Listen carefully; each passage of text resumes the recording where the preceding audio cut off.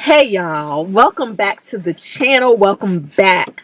This video is going to be about 10 actionable things that you can do now if you've either been laid off or on the cusp of being laid off. If you have an inkling in your spirit that your number may be up and that layoff may be in your immediate future, these are some things you can do now. And honestly, even if you don't think you're going to be laid off, even if you think you're safe, these are still some things that you can take, that you can do today that will make your life just a little bit better, just in case something that you don't plan on happening happens, okay? And my story is this. I have a job. I made a whole video about it right there, about how much I love my job. It's a new job, right? But the word is in the atmosphere that the positions may not be safe, that layoff may be in our near future. So these are 10 things that I am doing / have done to make it easier in the case that I do get laid off, okay? So let's talk about it.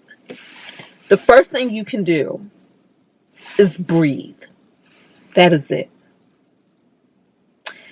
Breathe and express gratitude. That's it. Don't think about it.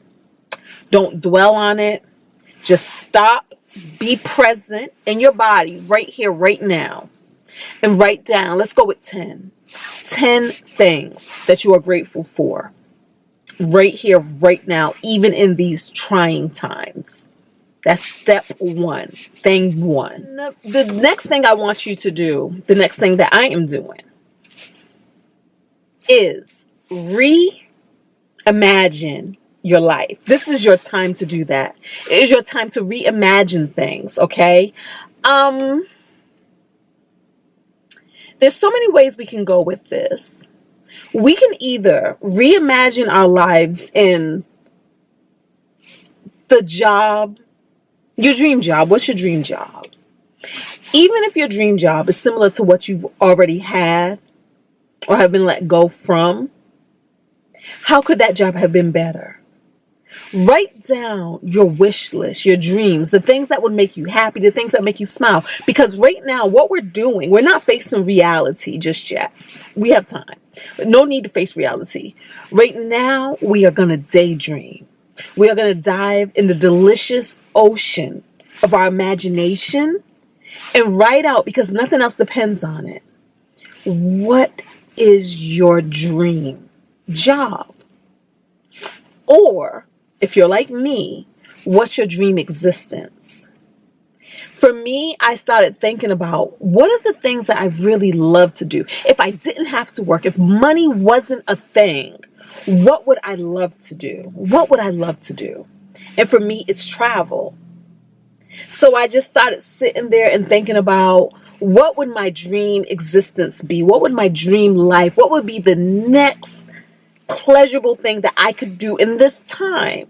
Even if this time is, let's say, between jobs, what can I do? And you know what? There are a few channels that I want to recommend that they talk about coaching people how to get out of their day jobs and move to either take sabbatical or to even leave their jobs altogether, okay? And the channels I'm going to recommend are Rashida Dow and Stephanie Perry. That's all they talk about on their channels.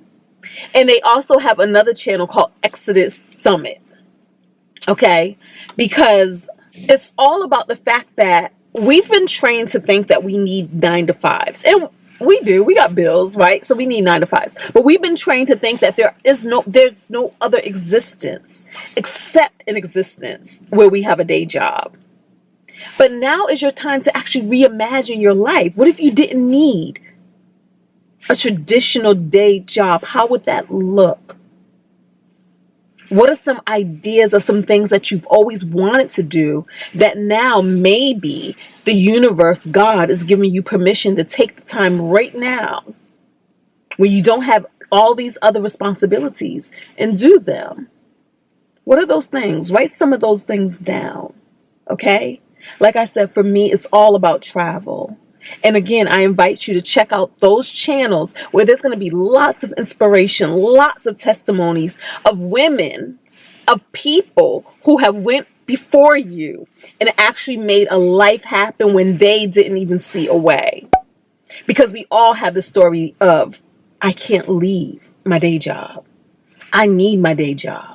But there's a whole community of people who have done it. And I love putting myself in the company of those people, even if the company is here on YouTube. Okay. So again, check my show notes, and their links to their channels are going to be listed there. All right. So now let's talk about the third thing. Now that we breathe, now that we took a breath, now that we daydreamed and imagined how our life could look, let's move on to, I guess, I don't want to say the more adult issues, but let's move on to a little bit of our reality, okay? Because I know we can't live in la la land, even though we wish we could. We do have to face the music. So we're going to face the music in step 3. Step 3, I want you to think about, what in your expenses can you cut or cut back on? What are some things that you can do without? Like, now is the time. Like, listen, don't wait on a hope and a dream saying, but if I get a job, I don't have to cut these things. No, cut the things as if you're not going to get another job. Cut the things today, now, okay? Because I think sometimes what happens is we waste a lot of money thinking it's not going to come down to that. But the thing is, if it doesn't come down to that, you can always get the things turned back on. You can always re-add the things back to your life, okay? So I'm going to give you an example because, like I said, I do think that being laid off is in my near future. So I'm cutting my things now. I'm doing it now. And this is what I wrote down, what I'm going to cut. Item number 1, I'm cutting my cleaning service to the tune of $319 a month. So that's going to be $319 put back into my life. Yes, Jay and I are going to have to clean our home ourselves, which is no big deal. Again, in the past, I didn't do it because having a cleaning service was a luxury. So it was a luxury I afforded myself. Also, because I work long hours, not having to clean actually gave me time back into my life, and I have this wonderful, beautiful YouTube channel. So also not having to clean, I was able to use that time to edit videos, create videos, and that sort of thing. But now that we're facing the music and we know that in our future, in our very near future, layoffs may be our reality, I'm beefing up my funds for that. And so one of the things I'm going to cut is the cleaning service. The other thing I'm going to cut, and I know this is going to be controversial. I know y'all going to have an opinion. So put your opinions down here. Right now, I send automatically on auto pay. I send $500 to a brokerage account. $500. I'm going to stop that. This is an extracurricular account. So it's not my 401k. It's not my IRA. It's not my HSA. It's none of those accounts. It's my extra additional. So this isn't even a tax. I don't save anything on taxes with this account. This is money after taxes. So I'm going to stop that. Okay. So that's $500. The other thing that I'm going to cut, nails. I put in my budget about $100 a month on getting my nails done. So I'm going to also stop that.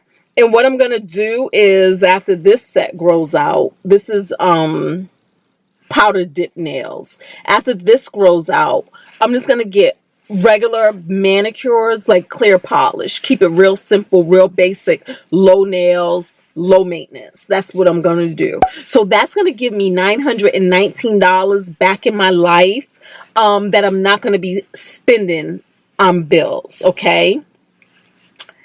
So I want you to write down on your paper, on your notepad. Did I tell you how to pull out a notepad? Pull out a notepad. I want you to write down what are some things that you can cut or cut back on, okay? Seriously, if you eat out, You might want to cut that back out. You might want to cook from home. You might want to just look at what you can do, okay? And then eventually you're going to take action to actually do those things, but that's not even part of my list. So I'm going to leave that up to you to decide when you take action to actually cut the strings. As for me, I'm taking action now. Right at when I get off the phone with y'all, I'm going to get on the phone with my cleaning service and cancel my future cleaning contracts until we feel like we're good, until we're out of the woods, okay? So that's that. Number 4, the fourth thing I want you to do, the fourth action that you can take is to know your numbers. Now that you trimmed the fat from your budget, you trimmed the fat, you trimmed the excess, what are your numbers, okay? How much do you need to cover your bills every month? Write out your budget, okay? And I want you to write out your basic budget. None of the extracurricular stuff.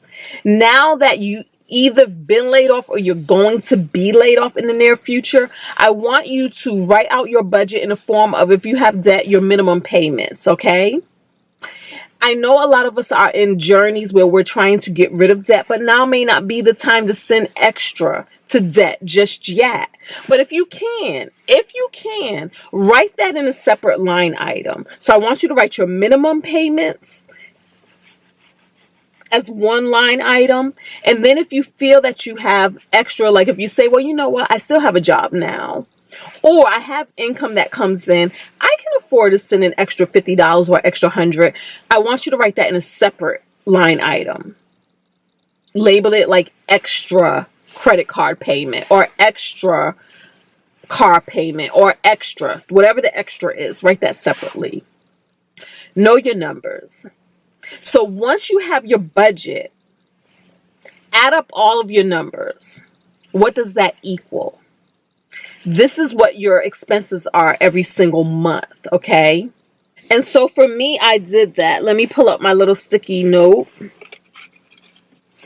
of what I did. And I'm going to share, because you know we're transparent. So I'm going to share what I put on my list, right?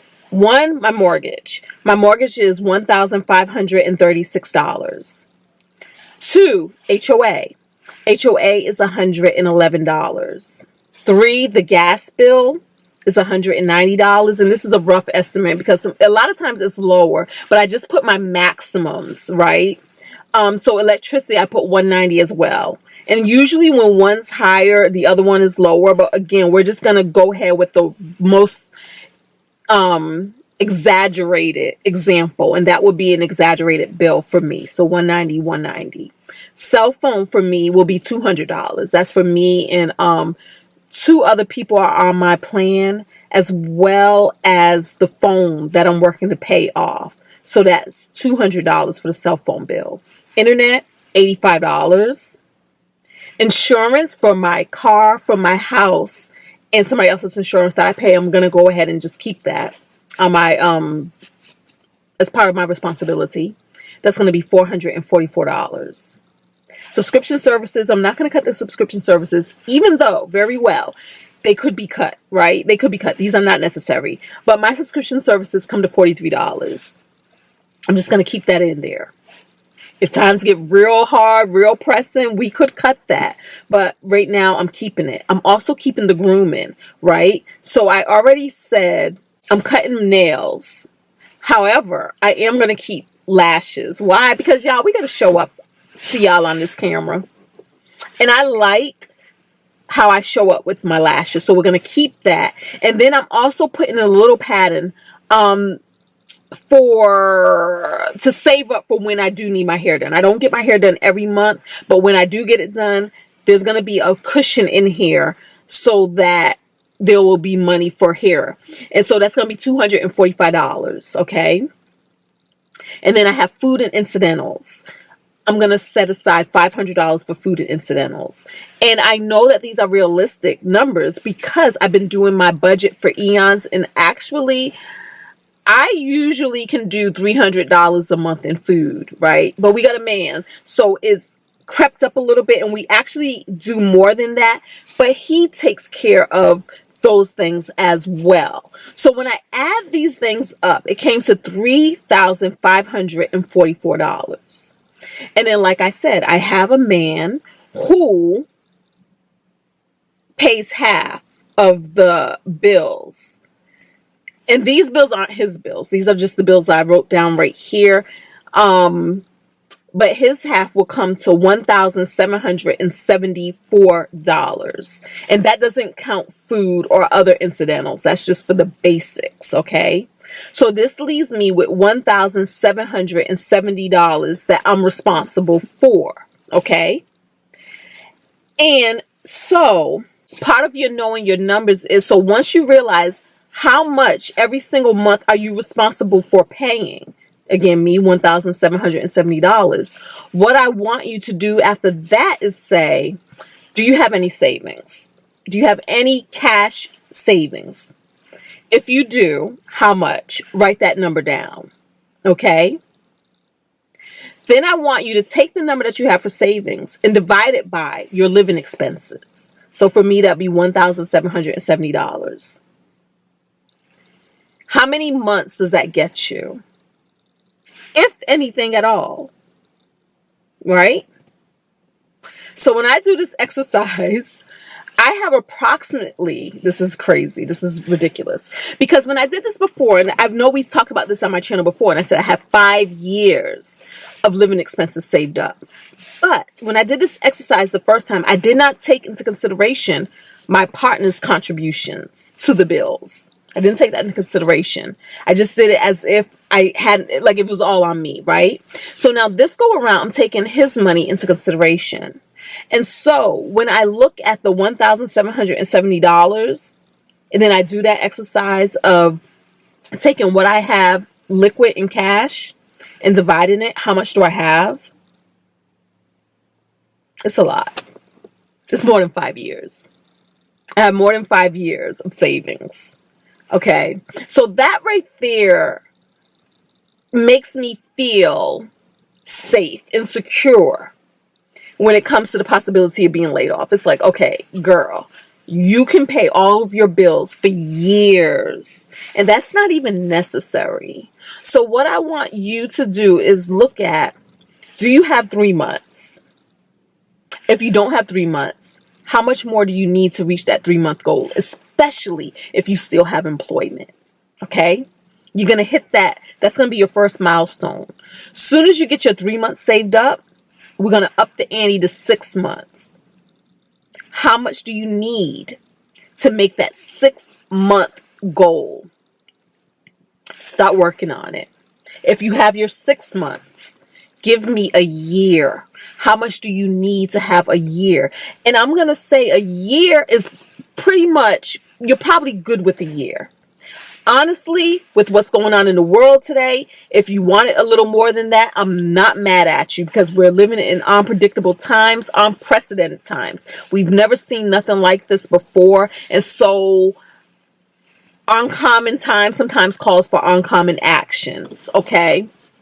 And so, but I also want you to keep in mind that if you do a year, the good majority of people have been able to find another job in under a year. Okay.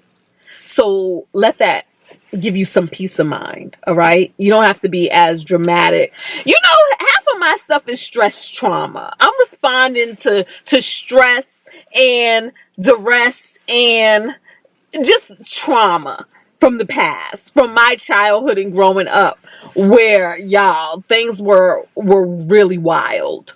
So money is such a security blanket for me. So I'm always going to go above and beyond, but you don't have to do that. You really don't. Okay. So after you do that, number 5, the next thing you're going to do is look at what are some other ways that you can bring in extra income or income. Because again, if you're laid off, you might just have to bring in income altogether. And if you've been laid off, y'all, count your unemployment as income. So I wrote down for myself some ways I could bring in income until ... until I get another job, until I don't know, something. For a lot of us, it's going to be until we get employment again, okay? So some ways in my life that I can bring in income is going to be, one, unemployment, yes. Because if we are laid off, we are filing for our benefits. So that's going to be a thing. And you can do a quick Google on that to see how much does unemployment pay. For me, it will be the max because my income is pretty high. And the max, honestly, ain't even maxing like that. I think it was something like something. It was less than $400 a week. But we're going to put it to good use, okay? So we're going to add our unemployment. The second thing I have is interest income. Interest income. I have a high yield savings account with Goldman Sachs Marcus, and I've talked about this a lot on my channel, okay? Basically, it pays right now, I think it's about 3.5%. Oh, well. But it pays way more than a regular bank account, a regular savings account, regular checking account. So all of my excess money is there in this account, right? And the account right now makes about an average of, let's say, $600 a month. So I'm going to count that as income. Normally, typically, I don't spend my interest income that the money makes. But in times like these, I will pull the interest and the interest only, because the idea is if interest rates don't go down, but they could, but if they don't go down, the idea is the money that I have, the seed money, should always make that amount every single month, okay? So I will spend the interest that the accounts make. So that's $600 I'm going to add. Then we have YouTube. Honestly, guys, my YouTube channels don't make that much money. They don't. I wish that they did. There was a point at one time in my life that they did. But right now, I'm going to say, and I like to always underestimate how much they make. The same thing with the interest income. It's underestimated. So I'm going to underestimate, and I'm going to say a minimum of $600 a month. If it makes more, great. We will then write that out and budget with that in mind. How do YouTube channels make money? They don't make money because you're subscribed. They don't make money from thumbs up and engagement. They make money from watch time. They make money because people actually click the video and they actually watch the video, and ads run. Now, there's various and a myriad of ways that they make money off of the ads running. So I'm not going to sit here and say you got to watch all the ads. I know I don't. But some way, somehow, the channel makes money. It's magic. It's magic. But I'm going to say the most important thing is watching the videos. So if you could watch the videos on both of our channels, that would help us out. And that is... it's not sitting in a tree anymore. It's now called Fun and Budget Travels. And then this channel, Fun and Budget with Tinesha Davis, where we talk about money. And the other channel, obvious, our travel adventures and our life in between travels. Okay. So that's the third thing that I wrote down. The next thing that I wrote down that we can do to generate income is the crash pad business.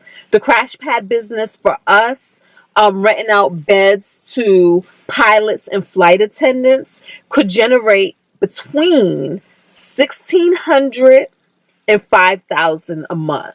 Okay, with what we have right now, the house that we have right now. So that's the other thing. The other thing that we can do to generate income is basically like what my man does. He does Uber and Lyft. So you can do that, and like DoorDash and Spark and delivery services. It's also something that my sisters do.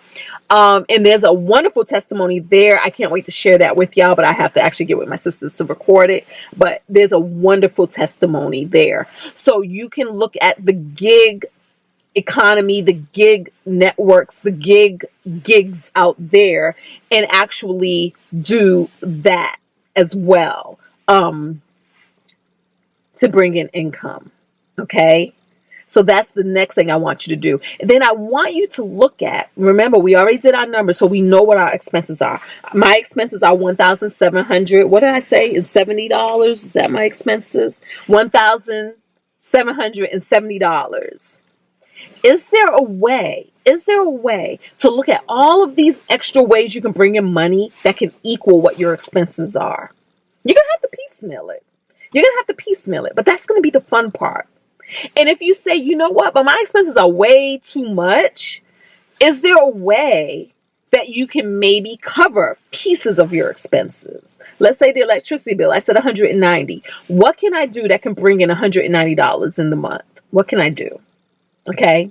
So that's the next game that you're going to play. You're going to look at how much can I bring in? What can I bring in? What can I do to bring in? And how does it offset my monthly expenses? Because if I can bring in an extra $1,000, then boom, now I just have to figure out $770, right? You see what I'm saying? And also the money that I bring in, whatever I bring in, it also means I don't have to touch my savings, your emergency fund. That 3 months to a year, you don't have to touch it if you're able to bring in income. Softens the blow. So after we do that, number 6, now it is time to get the resume together. Update your resume. Update your resume. Everybody should do this every year or every other year anyway. Update your resume. There are some resources you can use to update your resume. Never mind good old-fashioned Google, like just Google who help me with my resume. But Unemployment Office, they have services where they will actually help you with your resume. But now we also live in the world of AI, and you can use good old-fashioned chat GPT. You can cut and paste your resume into chat GPT and tell it to update your resume for you, spruce it up, do something. Just talk to chat GPT and watch what it gives you back. For real. Use it as your assistant. For real. So update your resume. And then you want to get your resume out there. You can, never mind looking at online job sites, do that. But also, especially in these times, there are a lot of job fairs that are going on, especially to help people who have been recently laid off. So look that up. Just do a Google job fairs, your state, your city, your county, and see what comes back to you. Be ready to hit job fairs, because sometimes our best impressions are made face to face. Okay. Number 7, before you are laid off, or if you just recently got laid off, a lot of times our benefits will still run up to a certain amount of time. So what I want you to do is use your benefits now.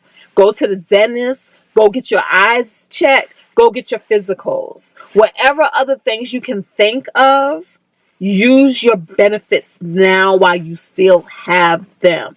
Especially in these day and times. I know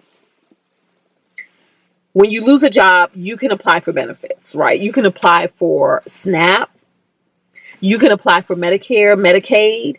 But honestly, in these days and times, y'all, a lot of places aren't even taking those benefits anymore. They're not even taking Medicare and Medicaid because of the uncertainty of the future. They're not taking something when they're not sure the government is going to reimburse them back, unfortunately. So if you have coverage, if you have insurance, now is the time to make your appointments and get out there. Go see somebody. Go see the man about a horse. Now, okay. Number 8. Where do you stand with your investments / retirement accounts? Where do you stand? This is just something that's good to know, because you know what? You may be doing better than you think you are. And one of the things that I would say for you to look at is called a Coast FIRE calculator. Okay. Coast FIRE. FIRE stands for Financial Independence Retire Early. But Coast FIRE means you're not going to retire early. But what you want to know is, at what point have I invested enough so that when I reach retirement age, for me, I'm going to say 67, retirement age, traditional retirement age, enough will be there for my retirement. That's called Coast FIRE. So it's like I'm going to keep working up until my retirement. But I just want to know that if I don't put another penny in my investment accounts, in my 401k, in my IRA, how much do I have? What happens with this calculator is, never mind it's saying you have this many years till you reach Coast FIRE. it's going to be able to show you with what you have right here, right now, because if we don't have a job, we can't continue to invest, right? So it's going to let you know if you don't put another penny in right here, right now, and you just leave your money alone, you don't pull it for an emergency, you don't pull it to live off of, just leave the money in your investment accounts. At 67, this is how much you'll have. Okay, so I did the example with my own account. And again, all the links to the things I'm talking about are going to be in the description below, right? So pulling up this calculator, right? In this example, I put the age that I am now, 49, y'all. And then, well, I'm going to be 49 in June. So we're just rounding up, 49, because this is the year. And then my retirement age, I put 67. And you can put whatever you want. I put my annual spending in retirement, and I put 30,000, and this is how I came up with that number. Remember, guys, we did the math of how much I need a month. We did that exercise above, right? However, in my retirement, I'm not going to have a mortgage. So that $1,536 can be taken away. Y'all know I'm on a journey to pay off my home. So my house will be paid off. It just may not be paid off today, but it's going to be paid off. All right. And so I took away that. And then I also subtracted Jay's contribution, which will be $1,000 at that point because the house will be paid off. And I know it's okay. It's okay. Stay with me. So that gives me $1,018 a month that I'm responsible for. Multiply that by 12. That gives us $12,216 a year, right? And of course, there's inflation, but it don't matter because, again, you see, I left it at 30,000. So 30,000 should pad in all of the inflation. 30,000 also pads in if we have to rely on my income or my money alone. Okay, so 30,000 in retirement, and then I put in what I currently have and what I have invested, and that's 600,000. That's not even having a paid off house. Like if we sell the house and we put that in the market, that's none of that. That's just going to go with what's there today, 600,000. And then, so I put the monthly contribution at 500 a month. And then we kept the investment growth rate super conservative at 7%. And then they adjusted for 3% inflation. And then we have a safe withdrawal rate of 4%. And what that means is that every month or year, we're going to withdraw 4% of that money to live off of. And what will happen. Okay. And so what this says is that right now, right here, right now, in order to have enough money in my retirement, when I retire at 67, I will need $370,000, at least $370,000 right now. So this tells me that I've already reached that. I already have enough that if I didn't put in another penny, when I retire, I will have over, let me see, does this tell me? I will have 1.2 million in my retirement account at 67. It says all I need is 700. I think I'm reading this right. It says all I need is 750,000 at 67 to spend 30,000 a year in my retirement. Okay.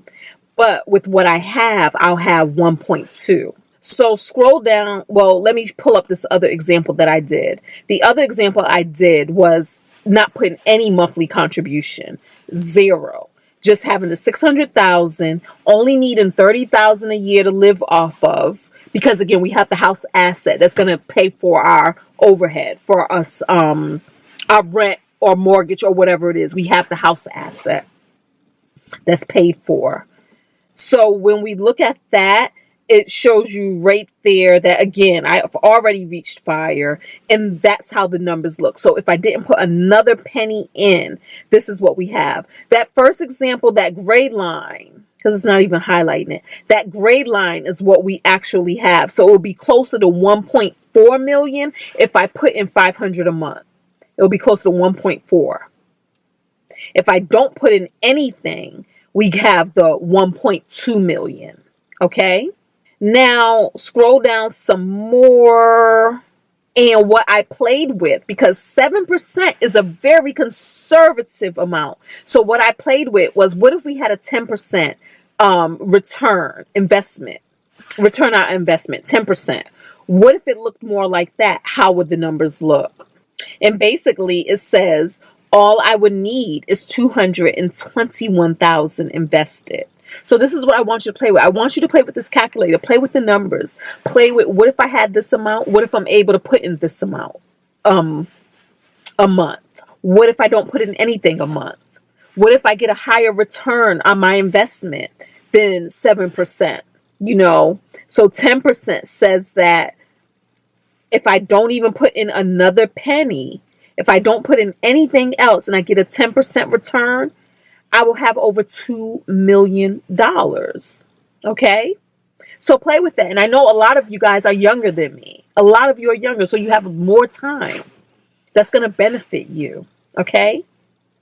So I just want you to take a look at that to see that you're probably not doing as bad as you think you're doing, or you're probably not going to be in as bad of a position as you think you're going to be if you don't have employment right here, right now. But also what this is showing you, now that your eyes are open and you can see it, it's showing you that when you do get your next job, when you get your job, because you're going to get another job, what you get to do, because you played with these numbers. And it's like, oh, what if I put in $100 a month? Oh, look at how that looks. What if it's 500? What if I have extra 1,000? What if I choose never to get my nails done again and instead put that money in the market? How does that look? Play with those numbers, okay? Number 9 is, if you were working on major financial goals, I know a lot of us are, how does that look? How are you going to pivot? How are you going to adjust? Okay? I already gave the example, like, again, with debt, credit card debt. Some of us are trying to get out of credit card debt. For a short period of time, you may have to make the minimum payments, right? How does that look? Just know your numbers. Be informed. How does that look? With the interest adding on every month, how does that look? Maybe there's a way that you can make your minimum payment plus the interest. Maybe there's a way that when people say, is there anything you need?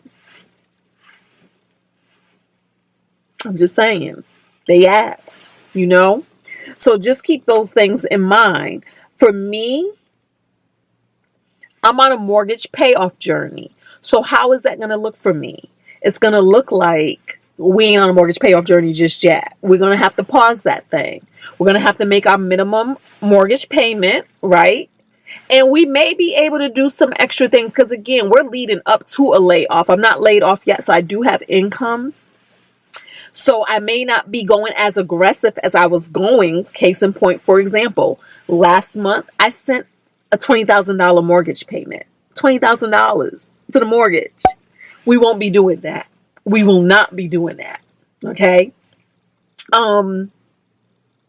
Because the other thing about it is, the higher your income is, sometimes those jobs, it might take a little longer to find something that replaces that level of income. All right. So yeah, I'm going to be a little more conservative on my mortgage payoff journey. I still am going to send extra to it, but not money like that.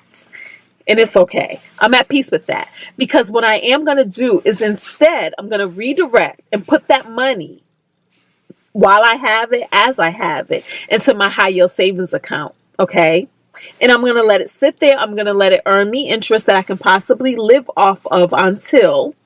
And the bottom line is, if none of this comes to pass, the money's there. I can always then take that money and put it on the mortgage and resume business as usual. But in the meantime, it just makes me feel better, safer, more secure, just putting that money aside for now, rather than sending it to the mortgage, where I'm not going to have access to it in the near future if I needed it. Okay. And I know I said I had over 5 years saved up, but you're going to have to work with me and work with yourselves too. Sometimes you just have to do what makes you feel comfortable. Logic out the window, common sense out the window, sense out the window. Do what makes you feel comfortable. And that's what makes me feel comfortable. Stacking my cash. And then the last thing The last thing I have up here, because this is applicable to my life, is travel. A lot of us pre-plan travel. So I want you to take a look at, do you have any vacations on the horizon? And what do you plan to do about it? I have tons of vacations on the horizon. On the horizon. On the horizon. Okay. What are your options? If you've been laid off, is there an option to present that proof to the airlines, to the hotels, to the cruise lines, to the wherever you may have put some money? Is that an option to present that proof and get some sort of a refund back? Or is it something where you say, you know what, I've already paid for this. I'm going to go ahead and take my vacation. You probably need a vacation at a time like this. Is it in your budget? Are you going to be going into debt to do this? If you're going to go into debt to do this, it's never a good thing. It's never a good thing. Don't add that stress to your life. Don't put this stuff on credit cards that you may not have the income to pay. Don't do that. But if it's something you've already paid for, you might want to consider just going ahead and moving forward with the vacation plans. I'm doing a mix. There's some things that I'm going to look into canceling. For instance, San Diego. I had already paid for the accommodation. It was only $200, y'all. It was only $200. But I paid for it in such a way that I can actually just move the dates. And I'm going to let them know, like, now it's just not a good time with the economy. It's not a good time. So there's that. I've already paid for a bunch of tickets getting us over to Europe. We're going to move forward with that. We're going to continue with that. We have a cruise that we're doing that we've already put money on. We're going to move forward with that. Everything else I'm canceling. I'm not scheduling new vacations. I'm supposed to go to Vermont, go snowboarding. Not going to do that. Now's just not the time. Okay? But at the same time, you do have to consider, with all that's going on, with the cards life has dealt you, maybe this is in perfect alignment for you to take a sabbatical, for you to finally take a sabbatical. And again, I'm going to refer to you, Exodus Summit, Rashida Dow, Stephanie Perry, their channels. Maybe now is the perfect time for you to move forward with that. Okay? Hopefully these tips were a little helpful. Hopefully they were. And I'm going to talk to y'all in the next video. We're going to have our fingers crossed. We don't know what the future's hold. But of course, as when I find out something about my situation, I'm going to come and let you all know. And more importantly, I'm going to let y'all know how I'm reimagining my life. Okay? So see y'all in the next video. Until then, don't forget to thumbs up, talk to me in the comments, and subscribe. We are a tribe. We have each other's back over here. And we want the best for not only one another, but more importantly for ourselves. Want the best for you. Okay? Okay. Until the next video. Peace.